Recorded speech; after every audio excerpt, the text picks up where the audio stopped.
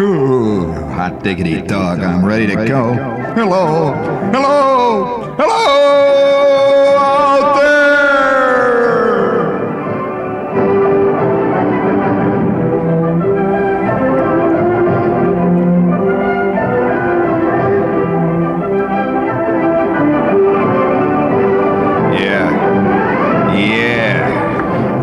Yes, sir. Yes, sirree. Cha-da-cha. Me and, what was his name? What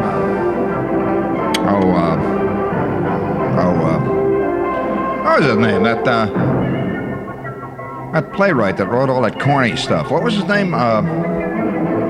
Hello out there. Oh, yes. Rolls Royce, of course. Yeah. No, wait a minute. Wasn't he, Lithuanian? Yeah, he was a Lithuanian playwright.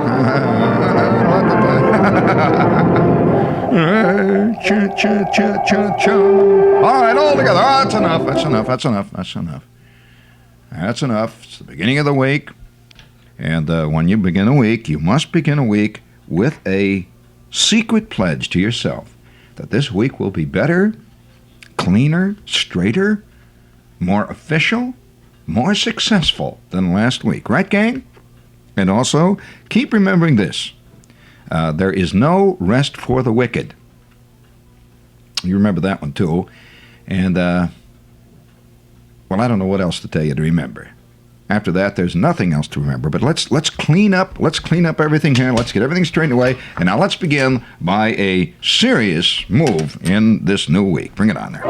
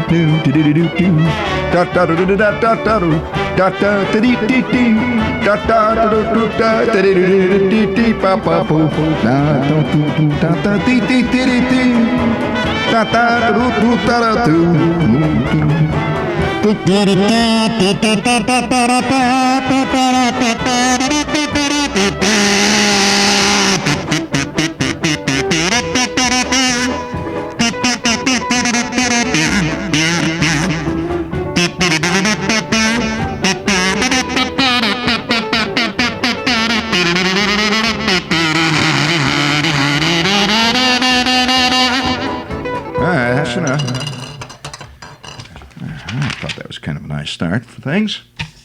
Very nice start. Hello, testing. Hello, there, I'm coming through. Hello. Hey, do you ever read Russell Baker at all? You should. Once in a while, Baker comes off with a really gassy one. And a couple of weeks ago, when I first spotted this one in the Times, I thought, gee, he's the first guy who's made that point. You know, you don't bite the hand that feeds you very often. And by the way, Skip, I must admit, I do like fig bars. And there's an old slogan out in Indiana that says that a man who likes fig bars can't be all bad. That's true. That is an old Indiana slogan, and I happen to like fig bars. You know, you can get raspberry fig bars, which is kind of a paradox when you think about it. You can get blueberry fig bars. You can get cheese fig bars. Have you seen those? Ugh. And if you're really far out, or if you're a conventionalist, I suppose you could call it a traditionalist, a classicist, you can get fig bars, if you really want to stick with it. So I want to salute the fig bar out there. You know, there's some things, when you think about it, though, if I can digress here for a minute, there are some things that are so interwoven in your life, so completely, that they are sort of as natural to your life as shoes. You never think about them. Fig bars are one of them. I mean, there must have been a guy at one point in history who invented the first fig bar. And there's something about the fig bar that has made it universal ever since then. In fact, I've seen fig bars, you know, these little Fig Newton packages. I've seen them in little stands for sale in places like Nigeria. And the fig bar is universal. Here's another thing that's universal. Tomato soup. Absolutely a universal dish. Now, you hear people always talk about, oh, yes, but Maxime's has such wonderful onion soup, and so on. Or people will talk about, but the Vichyssoise, and they'll go on and on. You hardly ever hear anybody say, oh, man, oh, boy, Charlie's Diner on Route 3 has the greatest tomato soup. It's just taken for granted. Tomato soup is something nobody ever talks about. And when they do, they always seem to talk about Campbell's. There's other kinds of tomato soup. Now, here's another thing that's a universal thing that ever since I was a little kid, and I imagine this goes back, in fact, to be scholarly about it, and I don't think this is truly scholarly, but to be more or less objective about it, this next thing that I just thought of probably goes back a couple of thousand years.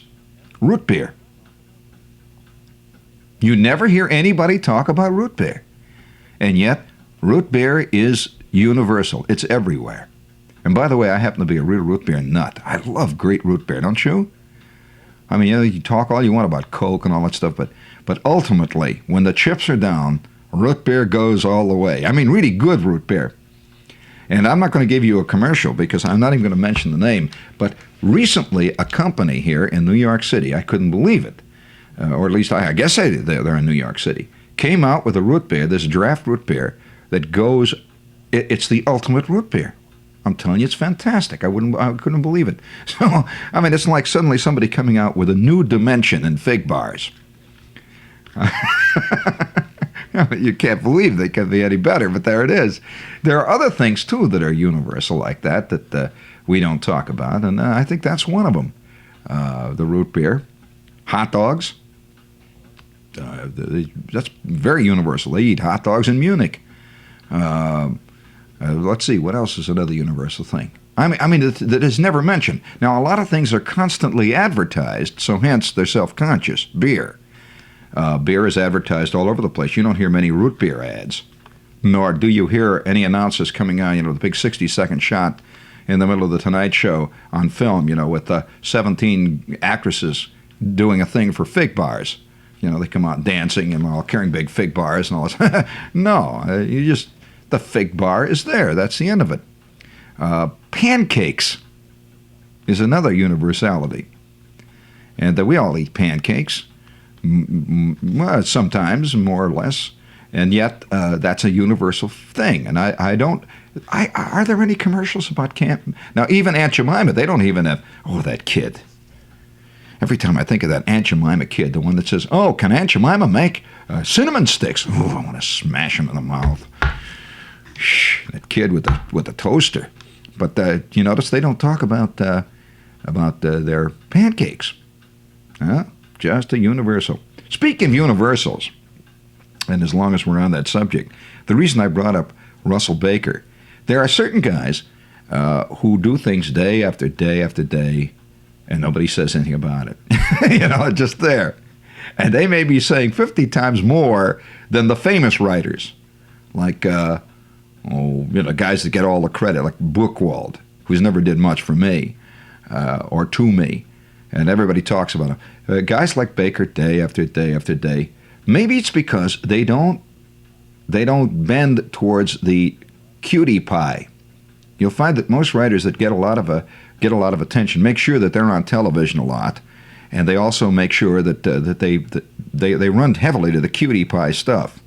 And that's what Buchwald. But nevertheless, here's a thing that Baker did the other day, and I ripped this thing out, and I said to myself, well, I don't often quote other writers or other people, primarily because I've got my own work to do.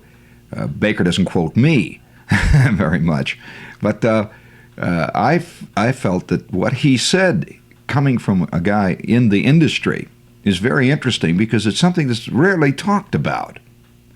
And it is what I like to call, and he doesn't mention it here, he doesn't really pinpoint it, because he's really doing a takeoff here on hippies. But what I have noticed, and I think you have too, is the interview explosion.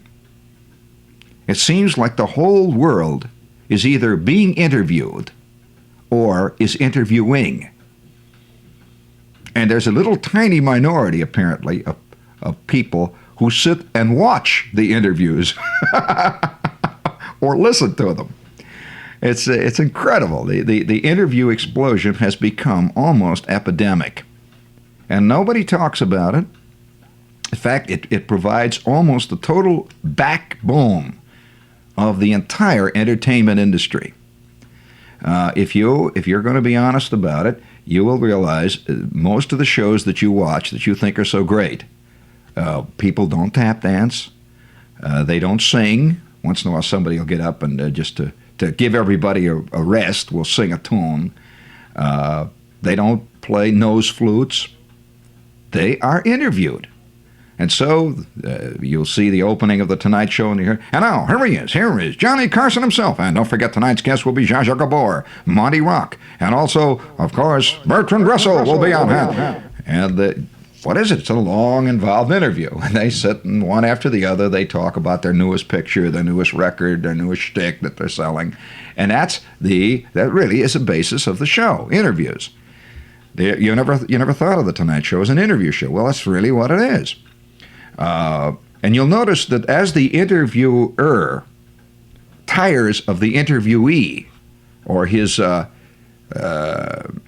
somehow somebody gets mad at him on the staff, you'd be surprised how much of this is personal, the staff that books him. You'll notice that he will go down in declining order as each show. So the cast-offs of the Johnny Carson show are on the Merv Griffin show. And then when they're really in trouble, then they'll be on the Mike Douglas show. And then finally, the last gasp, you'll see them briefly on the Woody Woodbury show, and the last moment they're probably out to sea somewhere. So, have you seen this declining hierarchy of the interviews? And don't forget, this week, I will be live as a bird down at the Limelight. And for those of you who probably got all balled up over the past weekend, it was not a live show this past weekend, but I will be live this week down at the Limelight. If you'd like to get your reservations, and by the way, because of the holiday season coming up, and a lot of kids are home for weekends and that this time, it's very wise to call early in the week for your reservation, because a lot of people are coming in from all over, and if you want to come down this weekend, you better call them at Oregon 52212 tonight, now, and get set for this coming weekend. That is the Limelight.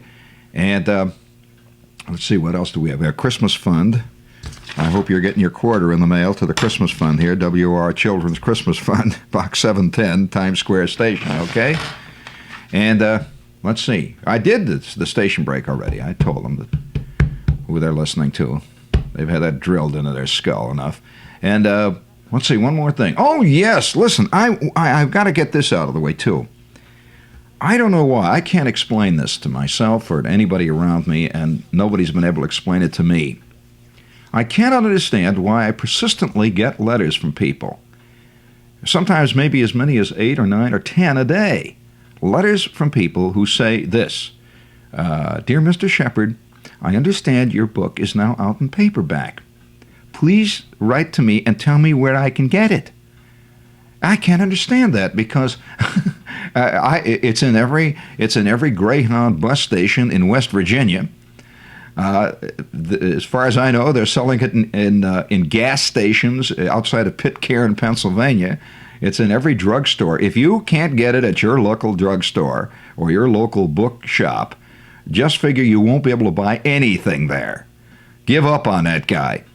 It's Bantam Books. The title is In God We Trust. All others pay cash, and I don't want to talk about that problem. If one guy wrote, I had a great letter from one guy, though. He wrote, and he said he bought 50 copies in the paperback, and he says he's giving them as gifts to people. And he says, I'm giving them these gifts to let them know how it is. And he didn't explain it to me. Now, was he putting me down or what? What do you mean, no? Listen, the put down is a subtle art form, my dear. I mean, it has many ramifications. Speaking of ramifications, I want to go back to this interview explosion, because nobody talks about this. It's just taken for granted so much today.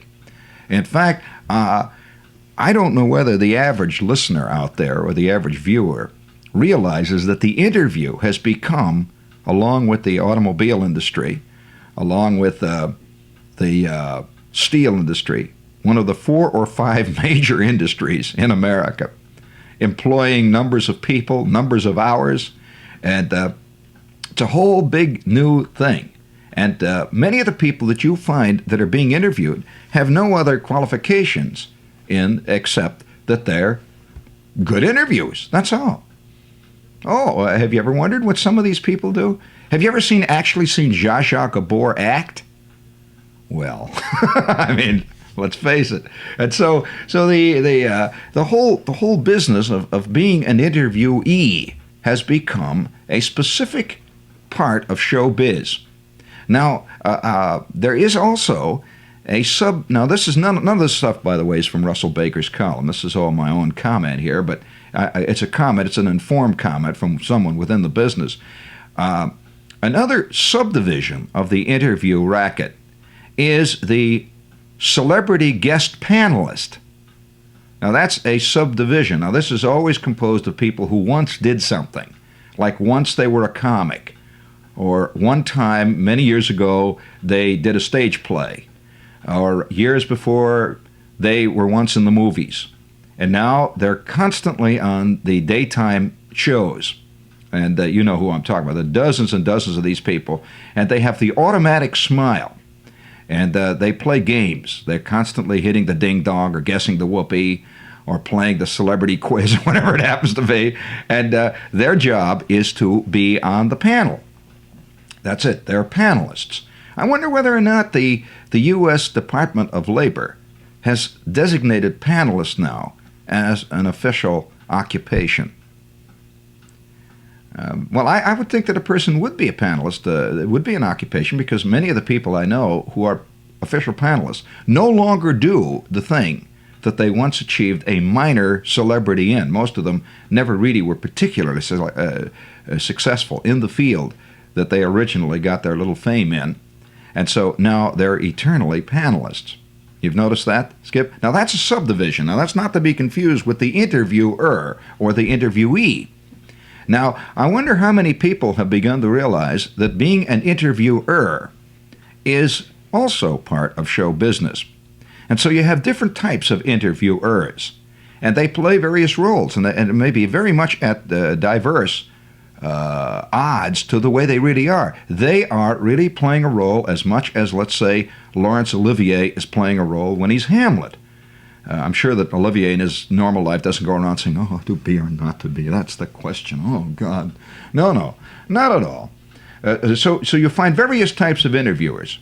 Now, the top, probably the most spectacular kind of interviewer today is the blunt instrument interviewer.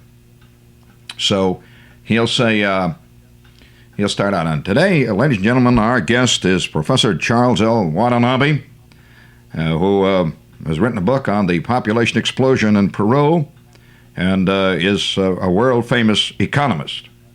And now here is Professor Watanabe. Glad to see you on the show. I'm certainly delighted to be here, and I'm pleased and honored that you have invited me on the program. Professor Watanabe, has anyone told you you're a fink? Okay. That's you know who that could be. Now, that is a specific type of, now he's assuming a role, which is the blunt instrument role. Now, there is another kind of role, and that is the embattled conservative. Now, the embattled conservative is the one, as we know, we're living in a society today where almost everybody mouths liberal cliches of one kind or another. They're pro-civil rights, they're pro-poverty, they're anti-Vietnam War. This has become a great, almost an overweening position of cliche. So he then takes the opposite stand, which is to say, I say what we ought to do in Vietnam is bomb them. And now a word from our sponsors. Now that's a position. That is also part of show, because everybody's mad. See, now the interesting thing about this type of showbiz is that a lot of people who listen think that by getting mad and turning this guy off, they are doing him a disservice. As a matter of fact, that's exactly what he's doing it for. The more people are angry, the more... You see, he does not play for applause. Now, the older people, older types of showbiz played for applause, approval. Well, there's a new type of showbiz that plays for disapproval, because they found that active disapproval is as effective as active approval. This is a new slant in showbiz. Now, then there's the other type of interviewer, and that is the bruised sensibility interviewer. That's another kind. He's the kind who plays sensitive person, and he's always saying, "Do you mean to tell me, Professor? You can't tell me that there are people today who feel..." Well, that's the bruised sensibility. That could be called the David Susskind syndrome. And there are various types and categories, but the fascinating side of the business is not the interviewers, but the interviewees. And the interviewees, almost to a man, no matter what it is that they're involved in, have an infinite number of press agents and agents who arrange these various interviews. And you'll find, if you go over the dial, both radio and TV, you'll find that the same guys keep popping up on all the different shows. And so you go across the dial, you'll hear one guy on Station X, you'll hear him, and then at 2 o'clock in the afternoon, an hour later, you'll hear him on Station Y, and then you'll hear him on Station D, and all up and down. Then that night, he'll be on the Woody Show, or the Freddie Show, or the Jackie Show, or the Billy Show, or whatever it is on TV. And it's a regular... And now, another part of the interviewer thing, or perhaps that you're not aware of, is it's a national thing. That the interviewers, and suddenly you'll notice an interviewee, rather, not interviewer, but the interviewee, you'll notice the interviewee will disappear suddenly. He'll be gone. Well, now, if you were up in Boston, you'd find him all over the dial up there. And then he'll disappear from Boston. And then, boom, he's all over the dial in Cleveland or Pittsburgh. And then finally, he works his way to the coast, and then works his way back. And by the time he gets back to New York, 6 months later, he's another fresh face, and he's got a new record, he's got a new shtick, he's got a new ding-dong or a new thing he's selling, whatever it might be. He's got a whole series of new gags and new little funny things to talk about, his new tie he's wearing, the new way he's got his hair cut and all that stuff. And this is a kind of, it's a side issue, and it's a new kind, it's a spin-off of the population and or interview. I think it has to do with the population explosion. It's another thing. And or interview explosion, which is going on all over. Now, here's what Russell Baker says about it. Now, I wonder whether many people who are outside know that many things have been totally created by the press. Almost totally. Now, once you create a thing, this is the curious side issue of that. Once you create a thing, it quite often becomes a reality. In other words, I've seen records. Hey, is this boring you? Is this the interesting? I've seen a record. I saw an incident one time occur. Now, it happens many times. Now, this happens to have been one that I was right there when I saw it happen. I saw a guy create and it was done as a matter of business.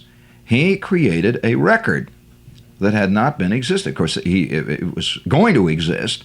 They planned to cut a record. So they began this tremendous campaign on this record. It was not even cut. And the record, the campaign rose to a crescendo. And all of a sudden, the record appeared on the bestseller charts, was not even published, not even out. And the minute that it got out, of course, was that all the DJs all across the country played the record because they saw it on the charts, and then it became a genuine bestseller, hit record. So quite often, has it occurred to you that this could very well have been the case with the hippies? No, I'm not being funny. I'm being quite serious. That you know that today hardly anything that happens in fashions or the beautiful world or the turned on world will immediately become part of a front page story in Time, Life, you name it. Well, large numbers, I'd say most people in our country today, in fact, I say this is in most countries, most people today are followers. Very few people are anything but that. And so they will be, they'll be following Timothy Leary, or they follow Krasner, or they follow, name it, Bob Dylan or Woody Allen, whoever it might be. They're just terribly involved. Now, they would never recognize themselves as fans. The only people who are fans are Doris Day. If you happen to be hung on Doris Day, or if you're hung on Tab Hunter, or if you're hung on somebody like Cary Grant, then you're just a fan. But if you're hung on, say, somebody like Timothy Leary, you're not a fan. You are a believer in this fantastic philosophy and blah, blah, blah, blah, blah, blah. Well, I wonder how much of this stuff has been originally created, because these guys made a good interview, and the next thing you know, thousands of people began to emulate this, and then it became a reality. The thing which was discussed originally as a reality but wasn't became that. Now, here's what Baker says. Haight Street, the world capital of Hippieville, has a new problem. It is now threatened by a severe shortage of hippies. With the cold weather coming on, a lot of hippies went home, or south for the winter. The rise of violence and the hippies' biggest business, the dope trade, scared out a lot of others. The result is that there are nowhere nearly enough hippies left to meet the enormous continuing demand for interviews. This becomes obvious when you go out, and by the way, he wrote this from San Francisco. He says, this becomes obvious when you go out to Haight Street to obtain the standard interview with a hippie that is de rigueur for all journalists passing through San Francisco. Every hippie you approach on the street with a request for an interview gives you the same reply. And you have an appointment, man? If you haven't, there is an average wait of 10 days to 2 weeks. Even then, the hippies will probably be able to give you no more than 15 minutes of his time. Man, I've been so over-interviewed in the past month that I haven't had time to turn on for a week, said one harassed hippie. This girl had just finished a 2-hour interview with a sociologist from Arkansas who was doing a monograph on the relationship between bare feet and cold sidewalks, and was rushing off to be interviewed by reporters from a North Dakota newspaper for a series to be called Our Children in Dirt. A bare-chested hippie in a fetching laughing boy coiffure stood outside Melvin Pivnick's House of Euphoria in deep depression. Unless the colleges of America start turning out 3 times as many hippies as they're now producing, he predicted, this country's newspapers, magazines, psychiatrists, sociologists, and TV commentators are simply not going to be able to keep the country properly alarmed. He was promptly led off by an interviewer from Fortune, gathering material for an article on the economics of the underground press. One pitiable little lad of a hippie, hunkered barefooted on the curb, seemed free. When approached, however, he appeared to be in a trance of some sort. What's the idea of disturbing our hippie?" demanded an angry man in a 3-button suit. He, it turned out, was part of a team from the University of Ashtabula, which was working on effects of marijuana baked into ginger snaps. "We got exclusive interview rights with this hippie for the next 2 weeks. Scram, buddy, go find your own hippie." Dreadful scenes were evident at every corner. On one, a team of still photographers from an illustrious magazine that dealt in fashions was battling a team of movie photographers from an awesome network for possession of a huge hippie with hair like Elsa Lancaster's in The Bride of Frankenstein. At another, an undernourished hippie was trying to resist a newspaper interviewer from Vermont. "I've already done 18 interviews today," he shrieked. "I can't go on." "Pull yourself together, man," urged another hippie from the clutches of a South Carolina socio-psychiatrist. "Remember, you're a hippie. Try to act like one." Surveys show that every hippie on Haight Street is now being subjected to a minimum of 11 interviews a day, not including the interviews conducted for surveys to determine how many times hippies are interviewed daily.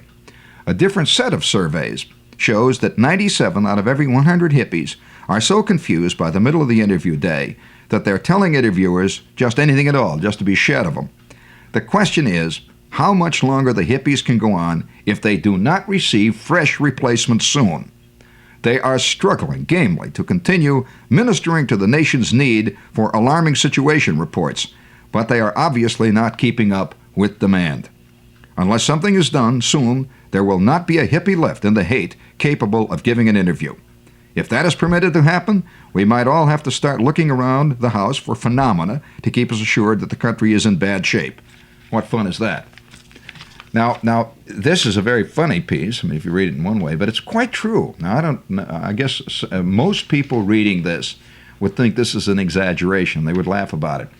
And yet, I know that visiting teams of hippies who travel from college to college and are booked through agents who are then, they do an evening then. They stand on the stage and they answer questions about being a hippie. And in fact, I just did a show at a college up in the northern part of the state, in New York State. The campus was abuzz. And when I arrived, there was a lot of talk, and everybody was there, and they were asking me what I thought of these guys, and I happened to know two of them, and they asked me, well, we understand you know so-and-so, and they mentioned, I said, yeah, well, he's a pro. These kids were thrown. What do you mean pro? I said, well, he's a professional hippie, that he is on the hippie circuit, and he's working the circuit, and next week he'll be at the University of Pitcairn, and the week after that he'll be at the Indiana School of Psychiatry, and so on, up and down the line, and he's working the hippie circuit. They couldn't believe it. And I said, well, how did you get him? Well, we got him through an agency. And somehow they did not realize that what he was doing was a profession. And he was playing hippie just the way, years ago, on the radio, Jack Benny played Stingy Miser. And he was so much part of the bourgeois world that his press agent, everybody traveled with him, and they handed out pictures. They even, believe it or not, even sold pictures on the campus. And I thought this was, of course, that is another subdivision of the interview world. Now, how far this will go, I don't know. How long it will continue, I don't know. I suspect that showbiz is outmoded. In fact, I know it's outmoded. That ladies who sing selections from Schubert art songs no longer find a welcome on the campuses. And just a few years ago, there was a thriving industry of what's so-called art, most of it out of the 19th and 18th centuries, really. And the campuses were constantly deluged with tall, thin gentlemen with large amounts of hair who played Chopin. And they would have a little tea before that, and the student committee in charge of cultural activities would then take the professor into the auditorium, and he would play his famous version of the Polonaise. This is gone. This is gone and out, and has been for a long time. It just took a while for the colleges to realize it. And so now today, if somebody has achieved a minor celebrity through one picture he's painted, he no longer paints. You don't paint after that, because then you're liable to get shot down.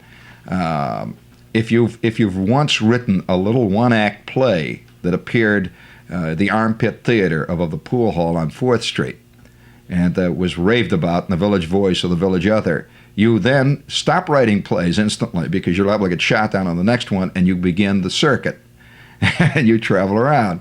This is a new cultural phenomenon. I don't think it's really been reported on yet.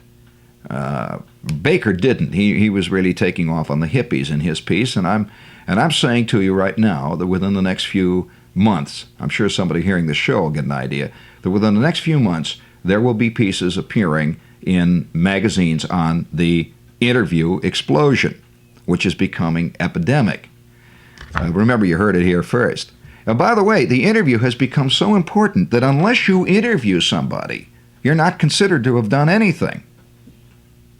In fact, if you notice that in most radio listings in the newspapers, the New York Times is notably derelict this way. They'll have outstanding radio shows of the week. And if you'll notice that every show is an interview show. Every last show. Now, that means that if any of the people who are being interviewed were to get their own radio show, they would then cease to be an event. And they're not important any longer. And so you'll find that, people constantly ask me that. So, well, what do you do? Who do you interview? I say, I don't interview anybody. What do you do? I said, well, I entertain. I do things. I mean, what does Mort Saul do? He gets up on a stage. He talks. He entertains people. He doesn't interview people. But somehow that's suspect. And so the interview has become so ubiquitous today that people think in terms of the interview as the basis for every conceivable show or program or what. If Fred Allen were around today, he would have to interview ladies who wrote books on cats. He would just have to. I mean, because he would not be doing a real show unless he did. And so you find this interview thing has become so all-inclusive that it has, in a sense, supplanted the activity that the interviewee originally was doing. Have you wondered how an author can be writing when day after day after day he's on a panel at 2 o'clock in the afternoon hitting the ding-dong or guessing the whoopee? Well, the secret is this, and I guess I might as well get really down to the nitty-gritty of disillusionment, that large numbers of people today who have made a name and are, whatever that name may be, and no longer have the time to do the thing that they originally did, have found that being interviewed is an extremely profitable business. And I'm talking about just the fact that the interviews have become so competitive that interviews today are a main source of income for many of the interviewees, not the interviewer, the interviewees. And so if you can do 3 or 4 of these shows a week, now most of the little shows, the little radio shows and so on, pay nothing.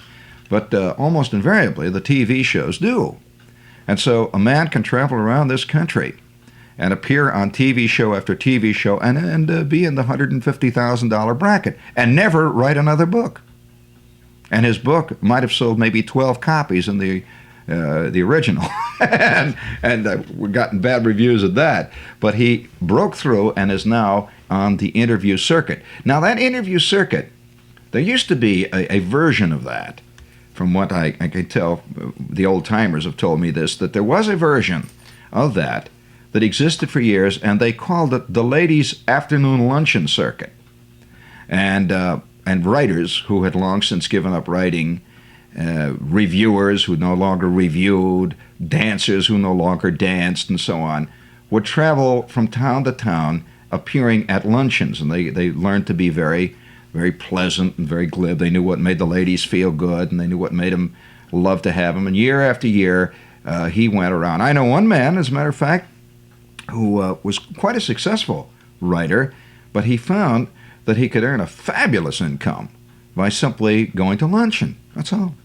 And he'd get up and give a little 5-minute talk at a luncheon, and he'd earn more money in 1 week doing this than he could earn in his writing for 5 years. So he gave up writing. So he became a visiting writer. Now that's a capitalized writer. That's in capital letters.